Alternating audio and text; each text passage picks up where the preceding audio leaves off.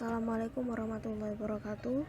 Kami dari kelompok 7 yang beranggotakan Emi Cahyaningrum, Erna Listiawati, dan Fitri Adayani akan mempresentasikan tentang studi analisis konsep pemikiran pendidikan Islam perspektif Ibnu Khaldun dan Al-Ghazali. Kali ini kami akan membahas tentang konsep pemikiran pendidikan Islam perspektif Ibnu Khaldun, konsep pemikiran pendidikan Islam perspektif Al-Ghazali, dan implikasi konsep pemikiran Ibnu Khaldun dan Al-Ghazali terhadap pendidikan Islam di Indonesia. Selanjutnya saya akan membahas tentang konsep pemikiran pendidikan Islam perspektif Ibnu Khaldun. Biografi Ibnu Khaldun. Ibnu Khaldun dilahirkan di Tunisia pada 1 Ramadan 732 Hijriah atau 27 Mei 1332 Masehi. Nama kecilnya Abdurrahman dan nama panggilan keluarganya Abu Zaid, sedangkan nama populernya adalah Ibnu Khaldun. Ibnu Khaldun adalah seorang ilmuwan timur yang multidisiplin. Keleluasan bidang keilmuannya membentang dari ranah keagamaan sampai kemasyarakatan. Buah karya terbesarnya adalah Kitab Al-Ikhbar Sejarah Dunia yang volume pertamanya diberi judul Muqaddimah.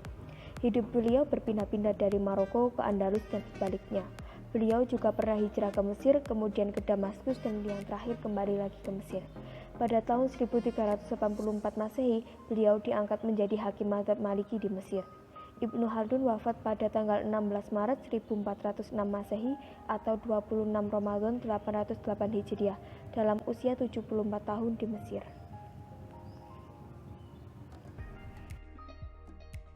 Dua, tujuan pendidikan. Pendidikan menurut Ibnu Khaldun memiliki pengertian yang luas. Di dalam kitab Muqaddimahnya, Ibnu Khaldun secara tersirat menjelaskan tentang tujuan pendidikan. Hal ini dinyatakan oleh Abdurrahman An-Nawawi. 1. Tujuan peningkatan pemikiran. Ibnu Khaldun memandang bahwa salah satu tujuan pendidikan adalah memberikan kesempatan kepada akal untuk lebih giat dalam melakukan aktivitas. Dengan menuntut ilmu dan keterampilan, seseorang dapat meningkatkan kegiatan potensi akalnya. Yang kedua, tujuan peningkatan kemasyarakatan. Ilmu dan pengajaran sangat diperlukan untuk meningkatkan taraf hidup masyarakat ke arah yang lebih baik. Semakin dinamis suatu budaya, suatu masyarakat, maka akan semakin bermutu dan dinamis pula keterampilan di masyarakat tersebut. Yang ketiga, tujuan pendidikan dari segi kerohanian. Meningkatkan kerohanian manusia dengan menjalankan praktek ibadah, zikir, sholawat menyendiri, dan mengasingkan diri dari khayalan ramai sedapat mungkin untuk tujuan ibadah sebagaimana yang dilakukan oleh para sufi. Yang ketiga, pendidik dan peserta didik. Pendidik.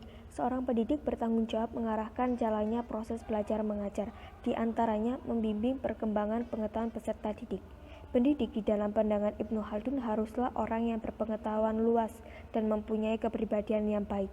Karena pendidik selain sebagai pengajar di dalam kelas, pendidik juga harus bisa menjadi contoh atau suri tauladan bagi peserta didiknya. Peserta didik. Peserta didik adalah seorang atau sekelompok orang yang mempunyai potensi diri yang berbeda-beda dan siap untuk mengaktualisasikan potensinya. Tidak jarang, peserta didik ini tidak mengenali potensi bakat yang dimiliki, justru orang lain yang bisa mengenali.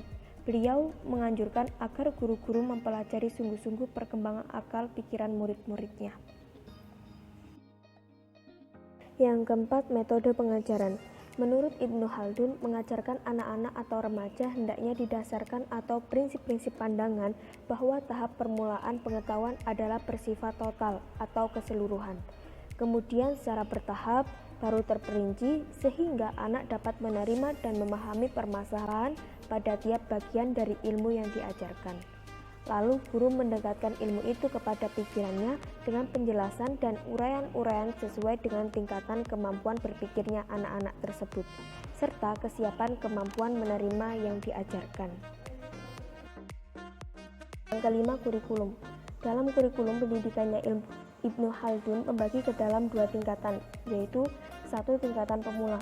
Materi tingkatan pemula difokuskan pada pembelajaran Al-Quran yang merupakan asal agama, sumber berbagai ilmu pengetahuan dan dasar bagi pelaksanaan pendidikan Islam. Di samping itu, isi Al-Quran mencakup materi penanaman akidah dan keimanan dalam jiwa anak didik, serta membuat akhlak mulia dan pembinaan pribadi menjadi pengabdi Allah. Yang kedua, tingkat atas. Kurikulum pada tingkatan ini mempunyai dua klasifikasi. 1. Ilmu yang berkaitan dengan zatnya sendiri seperti ilmu syariah yang mencakup ilmu tafsir Al-Quran dan qiraat Al-Quran, ilmu hadis, ilmu fikih dan cabang hukum waris fikih dan cabang dialekta dan soal yang kontroversial, ilmu kalam, ilmu tasawuf, ilmu tabir mimpi. Yang kedua, ilmu yang ditujukan ilmu lain dan bukan berkaitan zat Allah, seperti ilmu bahasa dan yang berhubungan dengan itu, ilmu logika atau ilmu mantik, astronomi, ilmu kedokteran, fisika, ilmu pertanian, dan ilmu metafisika. Konsep pemikiran pendidikan Islam perspektif Al-Ghazali. 1. Biografi Al-Ghazali. Al-Ghazali mempunyai kepanjangan nama yaitu Muhammad bin Muhammad bin Ahmad Al-Ghazali. Al-Ghazali adalah seorang pemikir yang memikirkan tentang puncak kemajuan Islam. Al-Ghazali lahir pada tahun 450 Hijriah di desa Tus, Khorasan, Iran. Pada tahun 484, Al-Ghazali diangkat menjadi Ustadz pada Universitas Nizamiyah Baghdad karena beliau memiliki kecerdasan pada umur 34 tahun.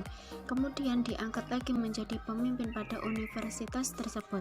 Pada saat menjadi pemimpin, Al-Ghazali menulis berbagai macam karya, yaitu dalam bidang fikih dan ilmu kalam.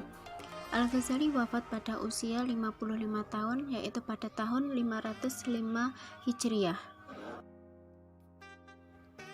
Tujuan pendidikan. Tujuan pendidikan pada hakikatnya adalah rumusan dari berbagai harapan atau keinginan manusia.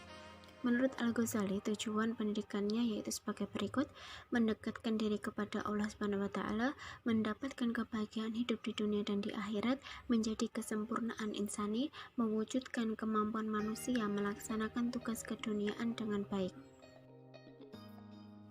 Pendidik dan peserta didik.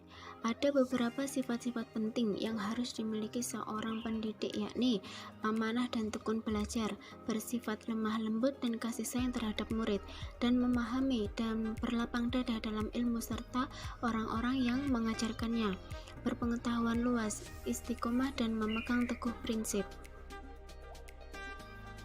Peserta didik adalah makhluk yang fitrah. Menjadi peserta didik perlu memperhatikan hal-hal berikut ini. Belajar dengan niat ibadah dalam rangka takarub ilallah, sehingga di dalam keseharian peserta didik senantiasa mensucikan jiwanya dengan akhlak karimah.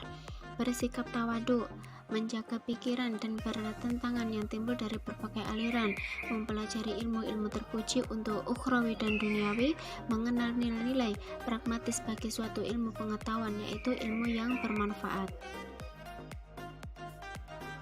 Metode pengajaran.